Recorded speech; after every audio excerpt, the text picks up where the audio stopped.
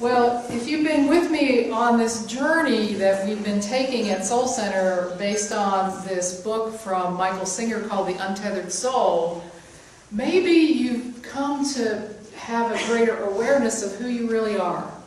I mean, that's a big question, right? That's one of those big questions in life. And one of the things, or a couple of the things that I've been talking about is what we're not. I said, we're not our body. I said, when I was in second grade, I didn't look anything like this at all. We're not our body. Our body changes. We're not our thoughts and our feelings and our emotions. We're not that. We're not this voice inside our head that Michael calls that just crazy roommate that sometimes we can't get to shut up. We're not that. We're not that. We are not even our heart. We are not that. We are the one. And it's hard to get my mind around it because my mind is not what can get around it. But what we are and who we are is the one behind all that. The one who observes all that. The one who notices, for instance, the heart opening and the heart closing. We have that experience right here, if you were here for that lesson. Is when our heart is open, things are flowing through, the energy flows through, and then all of a sudden somebody says something we don't like, and boom, heart closes. Heart closes. We feel it as tension in us. But we are the one behind that. We are the one who observes all that. We, in fact, are consciousness. We are awareness itself. And like most spiritual ideas for me, I get that understanding. I'm like, oh yeah, I know. And then it goes right through. And maybe it does that same thing for you. But that understanding that I'm the one behind it, I can always observe my thoughts. I can always observe behind that. And that's who I really am. We've come to the realization, too, maybe, that the reason my heart closes is stuff in there gets hit. There's stuck energy in my heart. There's something I haven't released. Because when my heart closes down, that's what happens. That energy of the moment, whatever it is, gets stuck in there. It's stuck in me. And then when something happens outside of me to trigger that, that's when I feel discomfort. And that's what we're dealing with. And not only that, here's another thing we're dealing with, and I read this last week, but it's worth a reread, because the other thing we've done besides getting stuff stuck in our heart is we've given our mind an impossible task. An impossible task. Here's what we ask our mind to do. He says, just stop for a minute and think. Here's what we say to our minds. I want everyone to like me. I don't want anybody to speak badly of me. I want everything I say and do to be acceptable and pleasing to everyone. I don't want anyone to hurt me, and I don't want anything to happen that I don't like. And I want everything to happen that I do like. And then you tell your mind, now, you figure out how to make that happen. And so day and night, that's what the mind's doing, trying to figure out how to make all that happen. Not. So no wonder we're in pain, no wonder we're in discomfort, no wonder we're like uneasy about life, because we've given our mind that, and we've got stuff stuck in our heart at the same time. But maybe we're starting to get it. Maybe we are starting to get it, that we're not any of that. We're the one behind all that. And if that's the great thing about meditation or taking that time for prayer, is we can realize that even the way to meditate is to watch thoughts go by, just to watch them go. Because that's who we really are, is consciousness and awareness. That's the truth. But how in the world do we really do that? How do we really work with that? How do we let our heart open all the time? How do we let energy in and let energy out no matter what? And Singer's very clear. There's only one way to do it. And that is you either let it go or you hold on to it. I mean, that's really the only two choices you have. There's no in-between thing like, well, maybe if I just let it go. No, you either let it go or you don't. That's the choices that we have, that energy. Energy goes in and energy goes out. And we have a choice of blocking it up in there or not. But there's a reason so much of that stuff is in there. The things that get hit by outer things that happen, then all of a sudden I feel discomfort in me. And that's because some of that stuff we have in there has been in there for a long time. Some of that stuff we buried long ago. And it's in there. And it hurts when we bring it up. It's uncomfortable to bring up. And what was our response to that a lot of times is we just bury it a little further. And we leave it in there. Now maybe there's somebody in here saying, well, no, that's not me. I've got rid of all my stuff. Anybody in here? Got rid of all their stuff? I'll yield the stage to you because you'll be able to tell me how you did that. We haven't. We haven't. Let's do a little example here. So say you're sitting right where you're sitting and you hear somebody behind you say, boy, she's really fat. Talking about you. Do you have a, see? Look at that reaction right there. You have a visceral reaction there. Why? Why someone you don't even know would you have that reaction? Or maybe they're commenting on your clothes. Man, she didn't dress the way she should have to come to this place. You know, or I don't like that hat, or what's with the sweater, or whatever it is about that. You feel your gut going, you can't even believe I'm saying that stuff from up here. Because we have that visceral reaction, and you know why we have that reaction? Is something is stuck in us. Something is stuck in us to have that reaction.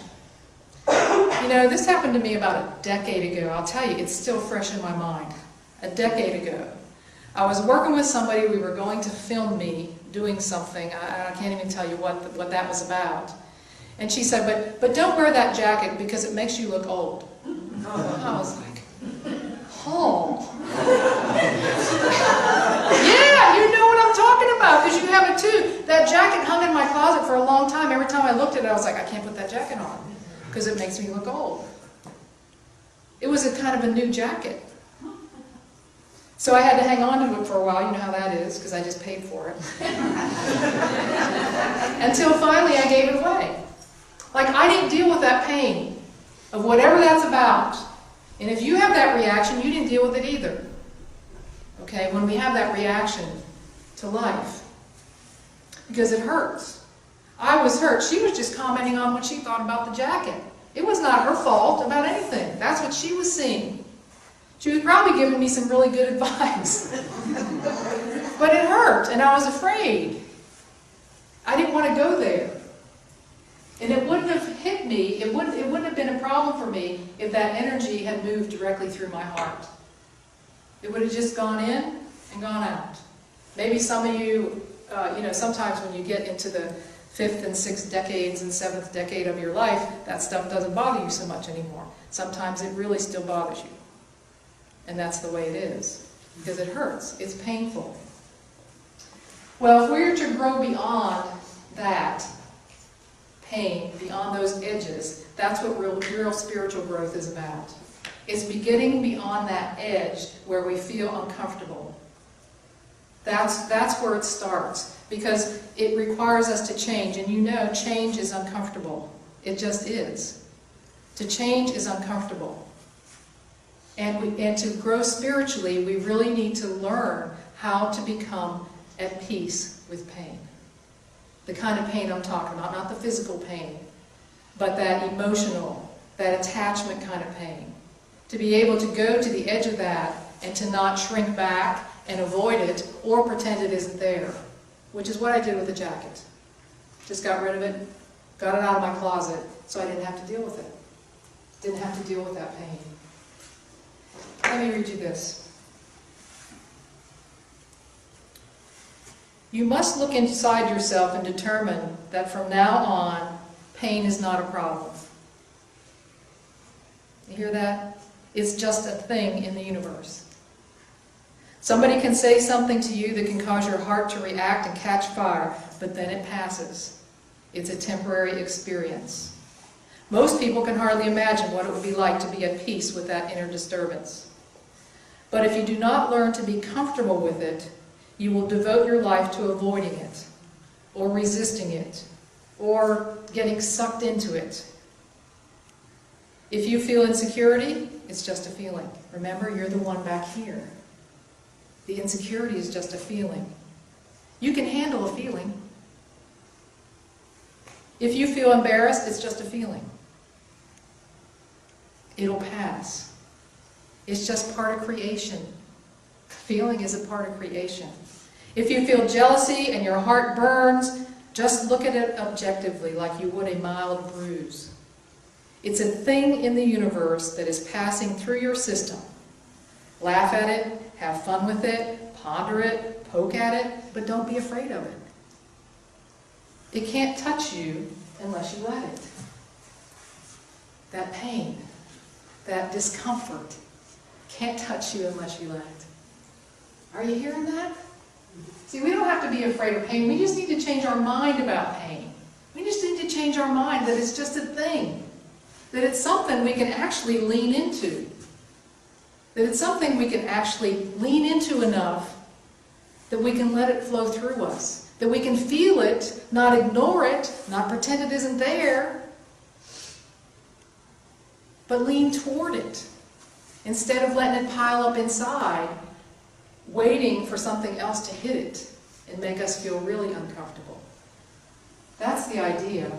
We need to give it some space. We need to let it burn itself out. We need to know that we can handle the pain. Here's the truth. I am not my pain. I am the one who can release myself from it. I am not my pain. Again, I'm not talking about physical pain. I'm talking about this psychological, these stories that we make up. I'm not that. I am not my pain. I am the one who can release it. Say that with me. I am not my pain. I am the one who can release it. Do you think that's true? I'm not it. I'm not that. I'm not what I felt about that jacket. I just need to release that. You know what that was about probably? I never really processed it. Kind of process it in front of you. You know, that I'm getting old. It wasn't really about old, because I don't really have a hang-up about that. Maybe it was my fashion sense. You know, I'm thinking I must not look good in much of anything. Or maybe I don't deserve to look a certain way. It was all about me. To release that. Can you imagine letting that piece of clothing go because one person said that to me? It's crazy. But here's what's happened. Here's what's happened to us. All that stuff that's stuck in us is a result of our own BS. And our BS is our belief system. Our belief system, yeah. I can't take credit for that. That's old Reverend Russ Hyland hook, and I love it. I use it every chance I get when I talk about it. But our BS is our belief system, and we have set up this belief system, these opinions, these stories, these ideas, these emotions in our subconscious mind. All experiences we've had in our life, we've laid this groundwork for what we call the way we are. The way we are. And we've created these stories that are our stories. Like it's just our belief system, our BS. It's the groundwork from which we react to everything. Let me give you some examples. Opinions. Don't we all have opinions about everything? About everything from the environment to charter schools to the way someone should raise their kids to politics to name anything. We have opinions and we carry those around in us. And when something happens that challenges that, we want to defend it. We want to defend what we built. We have a lot of opinions that are part and parcel of our belief system. What do you believe about God? There's a good one. That's part of your belief system, whatever that is. What you value, your family, your friends, honesty, integrity. There's all sorts of things that we value. It's the foundation of us. It's how we act in the world. It's what we come from, that foundation that we come from. We have beliefs about making a difference, about the sense of what is right and what is wrong, about the sense of what's responsible action and what's irresponsible action. All of it in our subconscious mind. All of it sitting there. And it gets hit by things outside ourselves. Let me read this. You have taken this whole, and we have taken this whole of life the way it is.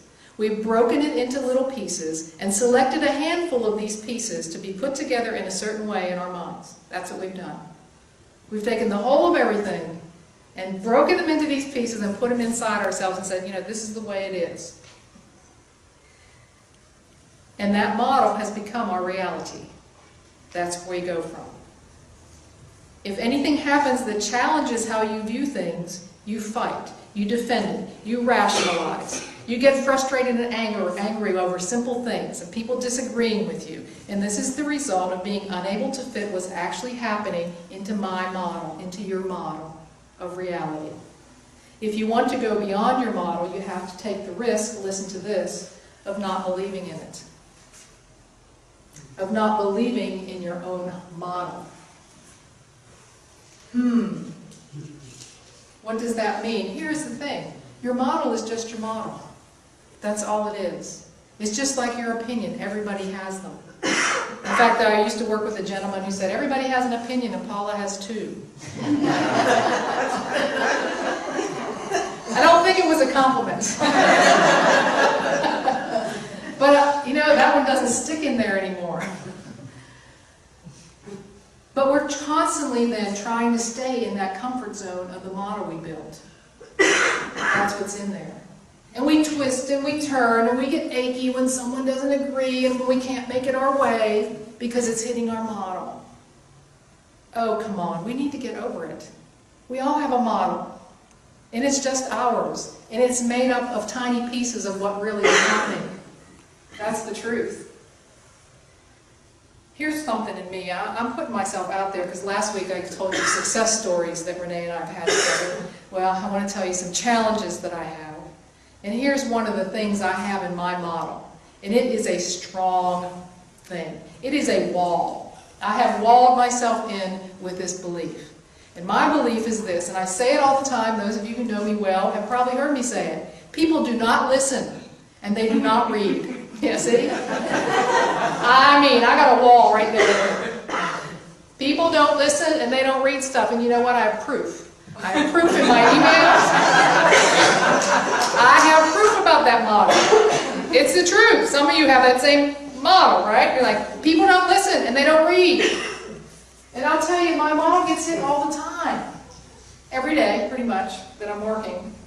And I'll even tell Renee, look at this email right here. They didn't even read it. And then, one of the recommendations I made for you was to read this daily reader called The Book of Awakening by Mark Nepo. And don't you know, on January 23rd, there was this daily reading. It's a really short one. And it says this. For years I felt so unheard that when asked a question after speaking my heart, I'd take it as rejection or criticism. When often it was just someone trying to understand. Oh, really? That's what it is? That's what it is when people don't read. Maybe they were just trying to understand, or maybe they didn't understand. I've learned that true dialogue requires both the speaker and the listener to try several times to get at what matters. For sometimes the truth is uttered just as I have to cough, or your heart opens and closes while I am struggling to land. So much depends on timing. And so I've learned not to repeat myself, but to play what matters like a timeless melody again and again, if the one before me is honest and sincere. Wow. You see, that wall I built just needed a different perspective. And I'm going around affirming it all the time, and Mark Nepo saying, hey, maybe somebody's just trying to understand something. Give them a break. Repeat yourself. The quote in there to start that said, people need to hear it once for one ear, once for the other ear, and once for your heart. Oh, more work to do. Greater things to elevate toward. Get those weights off. I haven't done that yet. But I'm working at it. At least I've been aware of a different perspective, and I knew January 23rd was something for me. Specifically for me. Because I've hemmed myself in with that wall. You see, we've got to be brave enough to break out of our model. We've got to be brave enough to admit that we built it. That we have that wall. And this is a real wall, by the way. The real thing, not a barrier or something else. It's a wall that I built in me. And only I can take it down. I can step to that edge of pain, because it's painful for me. That's a painful thing for me. I'm sorry, I'm admitting it.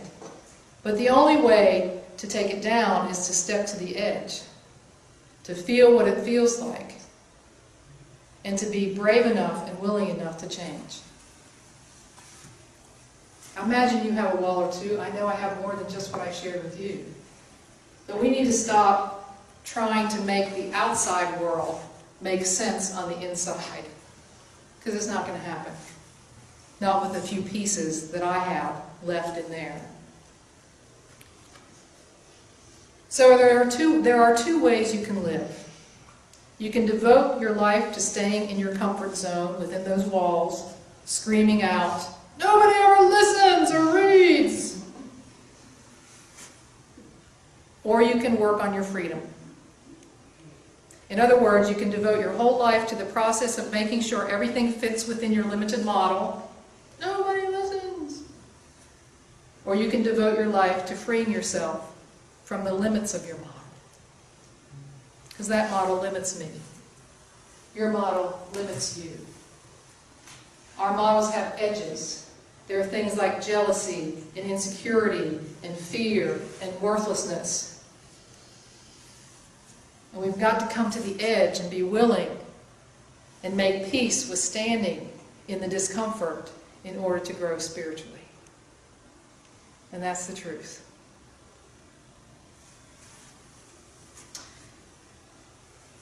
You are not your pain. You are not your discomfort. You are not whatever you call that. You are the one that built the wall, and you are the one that can take it down.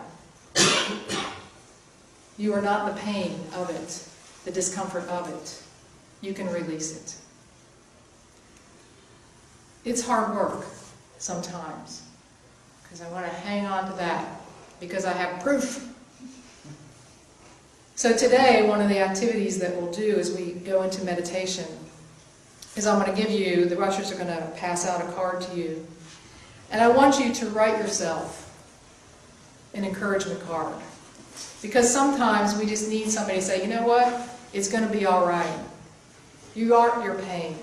You aren't that stuff that you view as negative.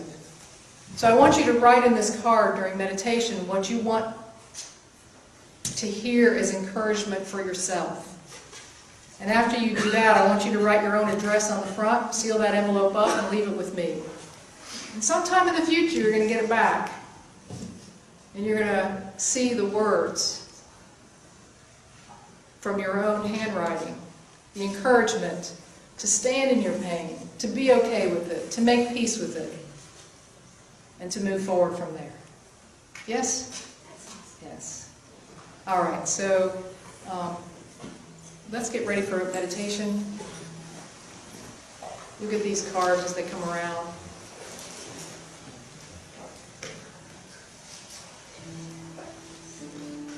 We have a few extra pens if you don't have a pen. Yeah, come on down front. If you want to take a cushion, please come forward. Come down. You're writing words. People don't listen.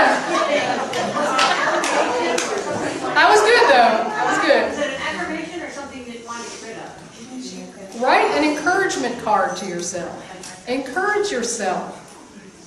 I want you to open, I'm hoping you open this on the day you really need whatever you're writing to yourself. Or maybe just a reminder, whatever it is. What would you like to hear somebody tell you to encourage you when you're standing in that place of discomfort? Darn it. Because we have them.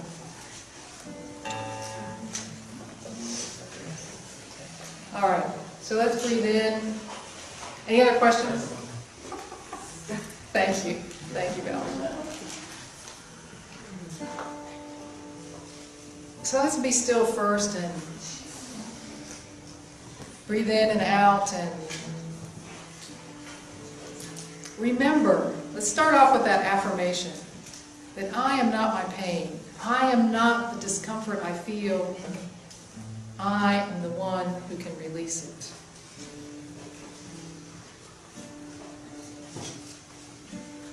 I am the one who notices. I am consciousness. I am the one who is aware. So breathing in and breathing out. Letting your shoulders drop. Letting your breath flow in and out. To be open and at ease in this moment now.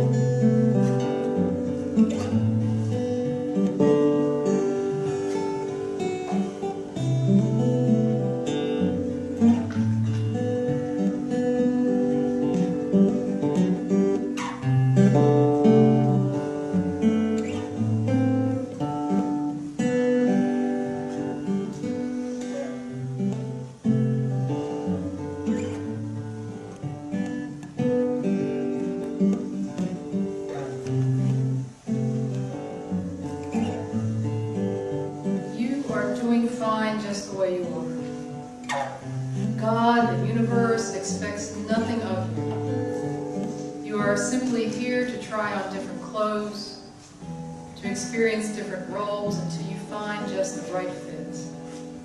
Should you stumble along the way and find some of your choices resulting in ill-fitting outcomes, try again. If you do not achieve sainthood in this lifetime, all is well. Shine your light. That is why you are here. If your light feels a bit dim, choose differently. It is that simple.